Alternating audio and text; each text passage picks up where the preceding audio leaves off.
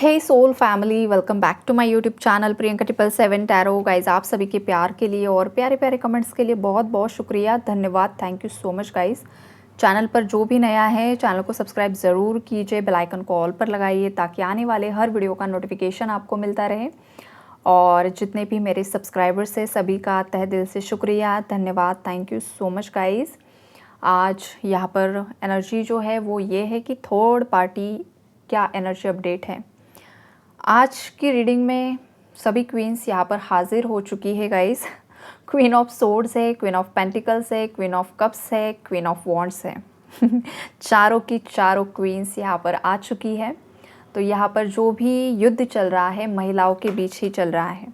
ये मुझे बहुत ज़्यादा हंसी आ रही है गाइस, सॉरी बट स्टिल ये जो एनर्जीज है ना गाइज, ये देखकर मुझे क्या पता चल रहा है, पता है कि एक महिला ही एक महिला के शत्रु होती है। एक महिला ही किसी दूसरी महिला को आगे बढ़ते हुए देख नहीं सकती है। बहुत कम ऐसा देखा गया है कि कोई पुरुष किसी महिला का दुश्मन है, अदरवाइज़ महिला ही महिलाओं की दुश्मन बन चुकी है। और कलयुग में तो इतना ज़्यादा ये सब कुछ बढ़ चुका है कि बताइए मत। सभी युद्ध के मैदान में यहाँ पर आ चुकी हैं और अब मैं आपको एनर्जी एक्सप्लेन करूँगी गाइस। सॉरी बट आज मुझे ना बहुत सैड भी रियलिटी है एक्चुअली, ये बहुत सैड रियलिटी है एक्चुअली, बट क्या करें, इसे ही कलयुग बोलते हैं। तो देखिए यहाँ पर जो क्वीन ऑफ सोर्ड है ये कोई मदर फिगर है, ये आपकी कोई मदर इन लॉ हो सकती है या आपके पार्टनर की लाइफ में कोई ऐसी महिला है जो मदर फिगर है। उनकी मौसी, चाची, मामी कोई भी हो सकती है जो घर की बड़ी महिला है, या फिर उनकी मदर हो सकती है। ये जो क्वीन ऑफ पेंटिकल्स की एनर्जीज है गाइस, ये कोई हो सकता है यहाँ पर कोई एक्स्ट्रा मैरिटल अफेयर की ऊर्जाएं यहाँ पर मुझे दे रही है। ये वाली क्वीन जो इंडिपेंडेंट है और जो अपने करियर में कुछ ना कुछ आगे बढ़ रही है। और हाँ, ये फीमेल इंडिपेंडेंट है, जॉब कर रही है, ऐसा नहीं है कि ये जॉब नहीं करती है, कुछ ना कुछ है जो काम करती है, ये छोटा बड़ा कुछ भी हो सकता है। और ये जो क्वीन ऑफ कप्स है गाइस, ये आपकी ऊर्जा है, ये आपकी ऊर्जा यहाँ पर मुझे दिखाई दे रही है। और नीचे जो ये king of wands, queen of wands, ये कोई डिवाइन काउंटर पार्ट है गाइस, यहाँ पर ट्विन फ्लेम कनेक्शन में है कोई, तो उनकी ऊर्जाएँ हैं। तो ओवरऑल जो इतनी क्वींस आई है, इतनी महिलाएं यहाँ पर आई है, तो क्या चल रहा है। तो यहाँ पर चल ये रहा है गाइस कि आपके जो पार्टनर है ना वो महिलाओं के बीच में फंस चुके हैं। जिसके केस में मल्टीपल थर्ड पार्टीज़ है। मतलब कुछ मेरे व्यूअर्स ऐसे भी हैं जिनकी लाइफ में फैमिली भी थर्ड पार्टी है, वो एक्स्ट्रा मैरिटल अफेयर में भी है, या फिर रिलेशनशिप में हो आप, शादी नहीं हुई है उसके बावजूद वो किसी और को एंटरटेन कर रहे हैं, आप भी हो एक तरफ। ये वाला सिनारियो यहाँ पर मुझे दिखाई दे रहा है। किसी की बहन भी हो सकती है, किसी की भाभी भी इसमें इन्वॉल्व हो सकती है गाइस। तो आपके जो पार्टनर है ना इन महिलाओं के बीच में फंस चुके हैं, ये वाली एनर्जीज़ है यहाँ पर। और आपके पार्टनर चाहते हैं कि टॉक्सिक जो भी थर्ड पार्टीज़ है, चाहे वो उनकी मदर है, चाहे उनकी सिस्टर है, चाहे उनकी भाभी है, चाहे रोमांटिक थर्ड पार्टी है, चाहे उनके ऑफिस में कोई है, कोई टॉक्सिक फ्रेंड भी हो सकती है गाइस, ऐसा नहीं है। कोई टॉक्सिक फ्रेंड भी होता है जो बहुत ज़्यादा सो कॉल्ड फ्रेंड, कोई जो दिखावा कर रहा है, कर रही है कि मैं बहुत तुम्हारी वेल विशर हूँ, लेकिन जेलसी के चलते इस फीमेल ने आपके कनेक्शन को बहुत बार ख़राब करने की कोशिश की है, ये भी मुझे दिखाई दे रहा है। तो ये जो भी सिनारियो चल रहा है आपके पार्टनर की समझ में आ चुका है कि यहाँ पर गड़बड़ी है और वक्त रहते ही मुझे यहाँ से भाग जाना चाहिए, इन लोगों से, मतलब उनकी ऊर्जाएं से मूव ऑन कर लेना चाहिए। ये आपके पार्टनर की ऊर्जाएं यहाँ पर मुझे दिखाई दे रही हैं। ख़ास करके गाइस ये जो भी फीमेल्स हैं, ये टॉक्सिक फीमेल्स, इनके और आपके पार्टनर के बीच में ना पैसों का लेन देन मुझे दिखाई दे रहा है। कुछ घर फैमिली के जो सदस्य है, लाइक किसी के भैया भाभी इन्वॉल्व है यहाँ पर, किसी की मदर है, तो वहाँ पर ना कुछ प्रॉपर्टी रिलेटेड इश्यूज़ हैं। और आपके जो पार्टनर है ना उन्हें हमेशा दबाने की कोशिश की जाती है। और जितनी भी थर्ड पार्टीज़ है उनके माइंड में यही है कि जो भी प्रॉपर्टी है, जो भी पैसा है, वो सब उनके ही हाथ में रहना चाहिए। बिकॉज़ जब पूरा पैसा प्रॉपर्टी उनके हाथ में रहेगी तो कंट्रोल भी उनके हाथ में ऑटोमेटिकली आ जाएगा। ये उनकी सेल्फिश सोच है, बिकॉज़ वो काफ़ी ज़्यादा लालची है, बहुत ज़्यादा ग्रीडी है। और ये जो लालची लोमड़ियाँ है ना गाइस, ये आपको ऐसा दिखाती है कि आप वैसे हो, आप पैसों के लालची हो, आपको आपके पार्टनर का पैसा चाहिए। ये क्यों ऐसा बताती है पता है? बिकॉज़ इंसान खुद जैसा होता है ना, वो उसी चश्मे से पूरी दुनिया को देखता है। उसका नज़रिया वैसा ही होता है। जो इंसान खुद वैसा होता है ना, उसकी बातें आप सुनिए, वो उसी ढंग से बातें करता है। जो इंसान खुद किसी गलत रिश्ते में होता है, जो खुद एक्स्ट्रा मैरिटल अफेयर में होता है, जो खुद मल्टीपल रिलेशनशिप्स में होता है, वो अपने पार्टनर पर भी वही इल्ज़ाम लगाता है कि तुम्हारा भी कुछ तो है। बिकॉज़ वो उसी नज़रिए से देखेगा ना। तो एग्जैक्टली वही है आपके पार्टनर की लाइफ में। जो भी थर्ड पार्टीज़ हैं, बहुत हद से ज़्यादा लालच है गाइज़। ये कहाँ लेकर जाएगी पता नहीं, बिकॉज़ मृत्यु के बाद ये कुछ नहीं ले जा सकती है।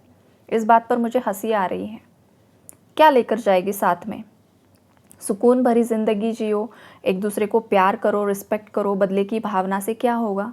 बहुत भयावह यहाँ पर इन लोगों की मृत्यु होने वाली है। ये चैनलिंग मुझे हो रही है। हालांकि मुझे ये चैनलिंग करना पसंद नहीं होता है, लेकिन हरकतें ऐसी होती है। और शिव जी अगर मैसेज देना चाहते हैं तो हर हाल में वो देते ही है, बिकॉज़ वो मृत्यु के देवता भी है ना। जितने शांत स्वरूप है उतने शांत है वो, लेकिन अगर उन्होंने रुद्र अवतार धारण किया तो फिर डिस्ट्रॉयर भी शिव जी ही है। दंडित तो करते हैं। केदारनाथ में इतनी ज़्यादा बाढ़ आई, बहुत कुछ वहाँ पर क्या क्या हादसे हो रहे हैं। क्यों हो रहे हैं? बिकॉज़ वहाँ पर कितनी ज़्यादा गंदगी बढ़ रही है। कपल्स वहाँ पर जाके क्या करते हैं? भक्ति भाव से जा रहे हैं। लोग किस तरीके से बिजनेस कर रहे हैं वहाँ पर। आपको जाना है तो पैदल जाइए ना, खुद के बलबूते पर, खुद के दम पर। वो जानवरों को क्यों आप इतना ज़्यादा पीड़ित करते हो? तो वो क्या करेंगे? रुद्र अवतार धारण तो करेंगे ही ना वो। तो इंसानों की सोच छोटी हो चुकी है। बड़ा सोचना चाहिए। अगर जाना ही है ना, खुद के दम पर जाओ, खुद के बलबूते पर जाओ, चल कर जाओ। तो ये होता है गाइज़, इसलिए वो रुष्ट हो जाते हैं। फिर इसी तरीके से वो धमाके करते हैं। फिर लोग बोलते हैं कि अरे केदारनाथ में तो फिर शिव जी है, ऐसा क्यों हुआ? तुम्हारी हरकतों की वजह से हुआ। ये लॉजिक, ये माइंडसेट जिसका है वही समझ सकता है। बाकी लोग ब्लेम करते, भगवान को भी ब्लेम करते, वो तो अलग ही बात है। चलिए आगे बढ़ते हैं। यहाँ पर जो भी थर्ड पार्टीज़ हैं, अब देखिए न्यू मून भी फुल मून भी आ रहा है, पूर्णिमा भी आ रही है, तो वहाँ पर टावर आने वाला है। जितने भी थर्ड पार्टीज़ हैं, जिन्होंने भी गलत काम किए हुए हैं, नेगेटिव स्पेल वर्क्स किए हुए हैं, सभी बैकफायर होने वाले हैं। बहुत बड़ा टावर यहाँ पर आएगा गाइस। घर परिवार टूट जाएंगे, बिखर जाएंगे। जहाँ पर जिन रिश्तों की जो नींव है, जो फाउंडेशन है, वो स्वार्थ आधार है उसका, लालच आधार है उसका, वो कोलैप्स्ड हो जाएंगे, गिर जाएंगे, बिखर जाएंगे। दूरियां बढ़ जाएंगी, कार्मिक साइकिल्स एंड हो जाएगी, मतलब कंप्लीशन होकर एंड हो जाएंगे ऐसे रिश्ते नाते। और बहुत भयानक तरीके से ये अंत होने वाला है। बहुत बड़ा एक झगड़ा होगा और उस झगड़े में कोई एक्शन ले लेगा थर्ड पार्टी से मूव ऑन करने का, आपके पार्टनर में से कोई।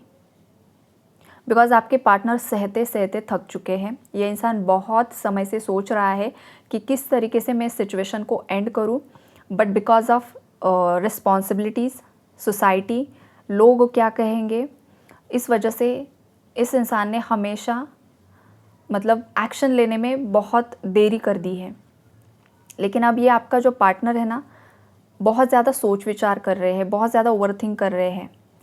और वो जब अपनी लाइफ को और उनके आसपास के लोग, उनके फ्रेंड्स को कंपेयर कर रहे हैं, तो उन्हें लग रहा है कि वो काफ़ी ज़्यादा पीछे रह चुके हैं। और क्यों पीछे रह चुके हैं? Because of family. बहुत ज़्यादा गंदा एनवायरनमेंट है, ग्रोथ बिल्कुल भी नहीं है। तो उन्हें ये लग रहा है कि अब मुझे इस सिचुएशन से बाहर निकलना ही होगा, तभी मेरी ग्रोथ हो सकती है। इस विषय पर वो काफ़ी ज़्यादा ओवरथिंक करते हैं गाइज़।